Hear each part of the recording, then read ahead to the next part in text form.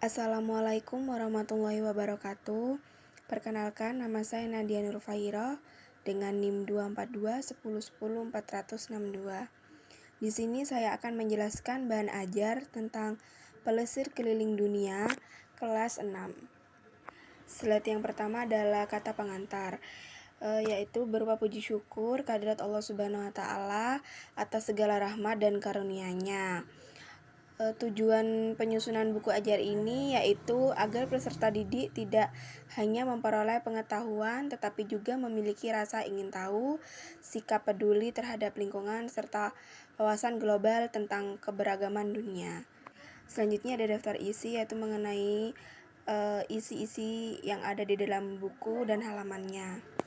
Selanjutnya ada capaian pembelajaran, yaitu peserta didik mampu memahami keberagaman benua dan negara di dunia, kondisi geografis berbagai wilayah, serta pemanfaatan kondisi geografis untuk kehidupan masyarakat. Adapun tujuan pembelajarannya, yang pertama yaitu peserta didik mampu menyebutkan ciri khas di beberapa negara dan bentang alam populernya. Yang kedua, peserta didik mampu menjelaskan pembagian wilayah di 6 benua, ciri khas kondisi geografis di berbagai negara. Yang ketiga, peserta didik mampu mengidentifikasi potensi wilayah di sekitar tempat tinggal dan Indonesia sebagai bagian dari dunia. Yang keempat, menganalisis negara-negara yang mampu memanfaatkan kondisi geografisnya. Yang terakhir, peserta didik mampu membuat poster atau peta kreatif keliling dunia. Slide selanjutnya yaitu ini berupa peta konsep tentang pelesir keliling dunia. Topik A yaitu 6 benua di dunia. Di sini ada pertanyaan esensial, yaitu yang pertama ada apa itu benua, yang kedua bagaimana pembagian wilayah di setiap benua. Tempat tinggal kita saat ini merupakan bagian dari sebuah pulau. Pulau merupakan bagian dari negara Indonesia, dan Indonesia merupakan salah satu negara di benua Asia. Yang pertama ada benua Asia. Benua Asia merupakan benua terbesar di dunia. Luas daratannya mencapai 30% luas daratan di seluruh dunia. Bila digabung luas daratan dan lautan di Asia mencapai 8,7 luas dunia. Karena areanya sangat luas, benua Asia dibagi menjadi beberapa bagian sesuai arah mata angin. Setiap bagian pun memiliki ciri khas masing-masing, baik geografisnya maupun budaya masyarakatnya. Yang pertama yaitu Asia Timur. Asia Timur ini negaranya meliputi Cina, Jepang, Korea Selatan. Ciri khas geografisnya yaitu banyak pegunungan, beriklim tropis dan sedang. Budaya masyarakatnya yaitu masyarakatnya disiplin, teknologi maju, bentang alamnya yaitu Gunung Fuji. Selanjutnya ada Asia Tenggara. Asia Tenggara ini negaranya meliputi Indonesia dan Malaysia. Ciri khas geografisnya banyak wilayah tropis, budaya masyarakatnya yaitu bersama suku dan bahasa. Terkenal ramah serta memiliki banyak tradisi. Bentang alamnya yang paling populer yaitu Sungai Mekong. Selanjutnya ada Asia Selatan, negaranya yaitu India, Pakistan, Bangladesh. Ciri khas geografisnya yaitu terdapat pegunungan Himalaya dan sungai besar. Selanjutnya ada Asia Barat, negaranya yaitu meliputi Saudi Arabia, United Arab Emirates, dan Irak. Ciri khas geografisnya yaitu banyak gurun pasir dan beriklim kering.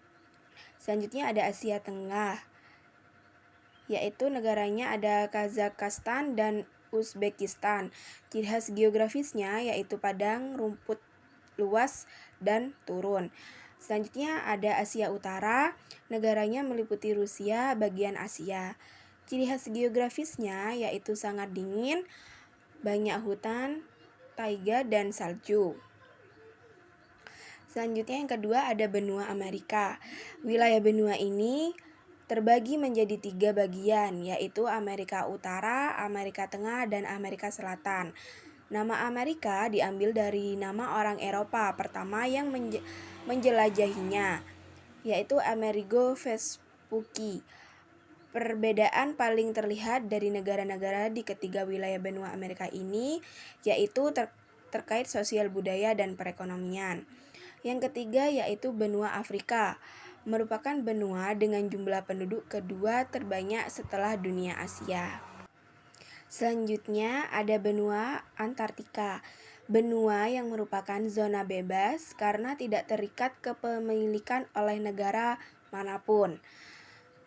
Kondisi geografis kutub selatan lebih ekstrim dibanding kutub utara atau Arktik. Yang kelima, benua Eropa. Benua ini berada di daratan yang sama dengan benua Asia. Karena lempeng tempat benua Eropa dan Asia ini dinamakan lempeng Eurasia. Selanjutnya benua Australia.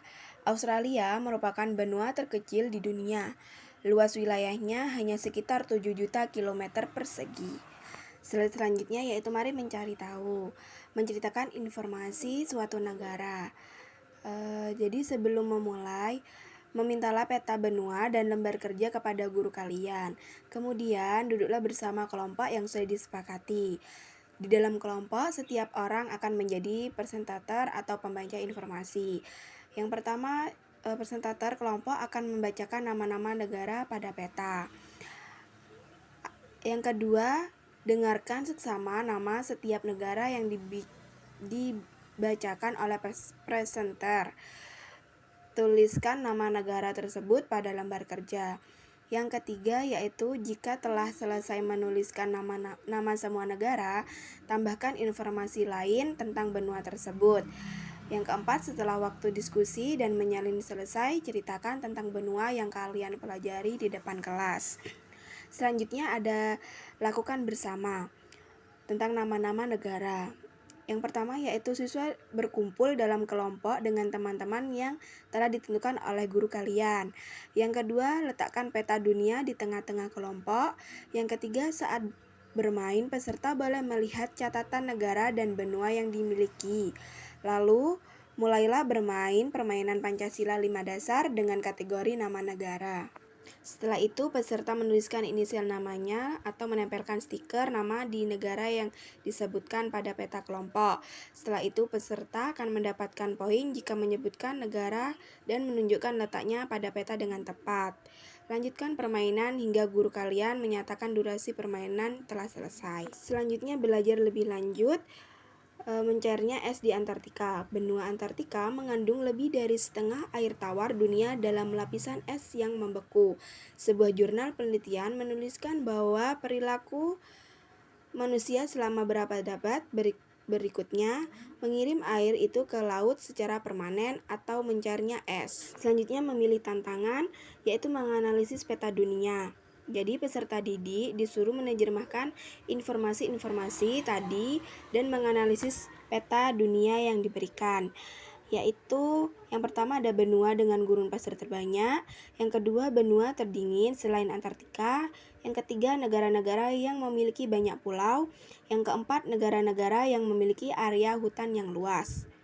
Selanjutnya apa yang sudah aku pelajari, yaitu benua adalah sebuah daratan yang cukup luas dan terdiri atas beberapa negara. Yang kedua ada 6 benua di dunia. Yang ketiga ada benua Eropa dan Asia. Yang keempat, bumi memiliki 2 kutub. Selanjutnya topik B, yaitu perbedaan geografis negara-negara di dunia. Di sini ada pertanyaan esensial, yaitu yang pertama, ada apa saja yang memengaruhi kondisi geografis suatu negara? Yang kedua, apa saja bentang alam yang populer di dunia? Yang ketiga, bagaimana kondisi geografis menentukan karakteristik dan perkembangan suatu negara? Setelah itu di sini ada mari mencari tahu mengenal 5 negara di dunia. Setelah itu juga ada mencari tahu tentang bentang alam di dunia. Dan setelah itu siswa disuruh melakukan bersama, yaitu bercerita tentang sebuah negara. Nah, sebelum belajar lebih lanjut, di sini ada mari merefleksikan.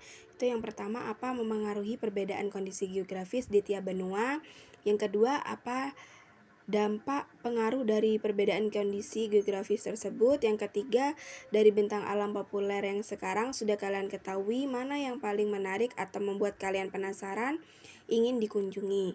Yang keempat, manakah negara yang memiliki kondisi geografis paling berbeda dengan negara kita. Selanjutnya, lihatlah kondisi geografis di tempat tinggal kita. Belajar lebih lanjut tentang terusan Panama dan terusan Suez, penyambung perdagangan. Pada masa lalu, kapal dagang dari Laut Tengah butuh waktu lama untuk berlayar ke Samudra Hindia karena kapal harus mengitari Tanjung Harapan di Afrika Selatan terlebih dahulu. Selanjutnya, tradisi unik berbagai negara. Tulip Time, sebuah tradisi tahunan di Belanda untuk menikmati bunga tulip yang sedang mekar. Acara ini dimulai sejak tahun 1929 dan terus berlangsung setiap tahun hingga saat ini. Selanjutnya di sini ada tantangan, yaitu membuat kartu pos. Kartu pos adalah sebuah kertas yang biasanya digunakan untuk berkirim surat dengan teman atau kerabat yang jauh. Di sini siswa disuruh menyiapkan sebuah kertas karton berukuran A4, kemudian membuat kartu pos sesuai panduan dalam gambar. Yang ketiga, buatlah gambar di bagian foto dengan topik keberagaman benua di dunia. Yang keempat, menulis juga keterangan atau informasi singkat, maksimal 3 kalimat. Yang kelima, bila memungkinkan, guru akan mengajak kalian ke kantor pos terdekat untuk mengirimkannya pada teman sebaya di sekolah. Selanjutnya, topik C yaitu pemanfaatan kondisi geografis demi optimalisasi potensi. Ada 3 pertanyaan esensial, yaitu yang pertama, bagaimana cara memanfaatkan kondisi geografis yang dimiliki. Yang kedua, bagaimana negara-negara maju mengoptimalkan kondisi geografisnya. Yang ketiga, sejauh mana Indonesia telah geografis.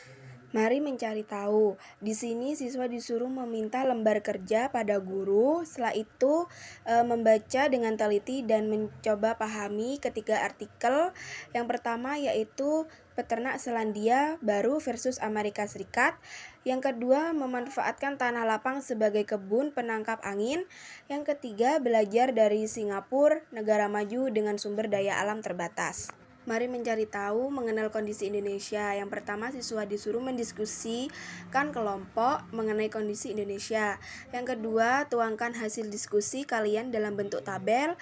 Yang ketiga, siswa disuruh selesai diskusi, siswa disuruh menjawab pertanyaan berikut dalam kelompok kalian. Di sini juga ada lakukan bersama, yaitu memproyeksikan daerah tempat tinggal dalam 20 tahun ke depan. Setelah itu di sini juga ada mari merefleksikan, dan selanjutnya ada belajar lebih lanjut, yaitu tentang cara Jepang bersahabat dengan gempa bumi. Yang pertama, Indonesia dan Jepang sama-sama terletak di daerah merah. Keduanya berdiri di zona cincin api Pasifik yang tak lain merupakan lokasi dari 90% gempa di dunia. Selanjutnya ini lanjutan pembahasan tentang Jepang bersahabat dengan gempa bumi. Selanjutnya di sini ada latihan ulangan, yaitu ada pilihan ganda. Soalnya ada 10. Jadi di sini siswa itu disuruh memilih satu jawaban yang benar atau tepat. Selanjutnya di sini ada uraian yang berjumlah 10 soal dan esai yang berjumlah 5 soal. Di sini ada rubrik penilaian pilihan ganda, uraian, dan esai. Ada kriteria penilaian. Jawaban siswa benar sesuai kunci jawaban, yaitu skor per soal 2. Keterangannya yaitu setiap jawaban benar diberi nilai 2. Setelah itu jawaban siswa salah atau tidak jawab, itu skor persoalannya adalah 0. Keterangannya tidak diberi nilai. Selanjutnya di sini siswa diberi praproyek, yaitu membuat poster atau peta kreatif perjalanan keliling dunia. Di sini ada tujuan proyek. Melalui kegiatan ini, peserta didik diharapkan mampu mengenal berbagai negara dan benua di dunia, mengetahui budaya, tempat terkenal, dan ciri khas negara lain, Yaitu terus selanjutnya mengembangkan kreativitas dalam membuat poster atau peta. Yang keempat, menyajikan informasi secara menarik dan rapi. Yang kelima yaitu menumbuhkan rasa ingin tahu terhadap keberagaman dunia. Di sini juga ada kriteria proyek, dan yang selanjutnya ada langkah-langkah pekerjaannya. Yang pertama ada menentukan tema, selanjutnya ada menentukan negara tujuan, dan mengumpulkan informasi. Selanjutnya membuat sketsa poster peta dan menghias poster atau peta, dan selanjutnya menyeleksi dan mempresentasikan ke depan. Setelah itu di sini ada penilaian praproyeknya, yaitu aspek penilaian yang kreativitas yaitu skornya 25, kerapian yaitu skornya 25, kelengkapan informasi 25, kesesuaian tema 25, dan seluruh total nilainya yaitu 100. Setelah itu di sini juga ada ujian pemahaman, yaitu yang pertama tentang benua di dunia. Jadi siswa disuruh membuat tabel untuk mengurutkan benua-benua di dunia. Selanjutnya kenampakan alam populer dunia. Baca pernyataan-pernyataan berikut dengan seksama, lalu menuliskan kembali pernyataan yang menurut kalian benar. Uji pemahaman yang ketiga yaitu cara negara memanfaatkan kondisi alamnya. Selanjutnya yang terakhir yaitu di sini ada glosarium dari isi buku.